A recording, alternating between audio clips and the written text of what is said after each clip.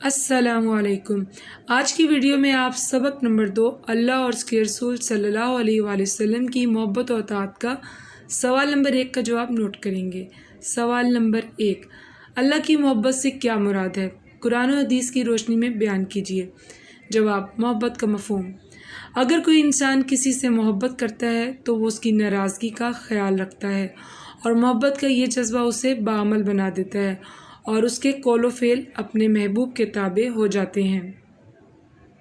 اللہ کی محبت: انسانی محبت کی بلند ترین قسم اللہ کی محبت ہے، اور اللہ کی محبت کا تقاضا یہ ہے کہ اس کے احکامات کو دل سے تسلیم کیا جائے اور پوری دل جمعی سے ان پر عمل کیا جائے۔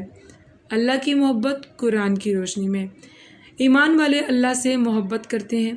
ارشاد خداوندی ہے کہ جو لوگ ایمان لائے وہ اللہ سے بہت محبت کرنے والے ہیں۔ سورہ بقرہ آیت نمبر 195۔ اللہ نے ہمیں صرف زندگی نہیں دی بلکہ زندگی بسر کرنے کے تمام لوازمات بھی عطا فرمائے جن کا شمار کرنا ممکن نہیں۔ اللہ فرماتا ہے کہ اور اگر تم اللہ کی نعمتوں کو گننا چاہو تو انہیں گن نہیں سکتے۔ سورہ ابراہیم آیت نمبر 34۔ اللہ کی محبت کا تقاضا یہ ہے کہ اس کے احکام پر عمل کیا جائے۔ اللہ کا ارشاد ہے کہ اے لوگو، اپنے اس رب کی عبادت کرو جس نے تم کو پیدا کیا۔ سورہ بقرہ آیت نمبر 21۔ اللہ کی محبت حدیث کی روشنی میں: احادیث سے بھی اللہ کی محبت واضح ہوتی ہے۔ آپ صلی اللہ علیہ وآلہ وسلم نے فرمایا ہے کہ جس نے اللہ کے لیے محبت کی اور اللہ کے لیے بغض رکھا اور اللہ کی رضا کے لیے عطا کیا اور اللہ کے لیے رکا تو اس نے ایمان مکمل کر لیا۔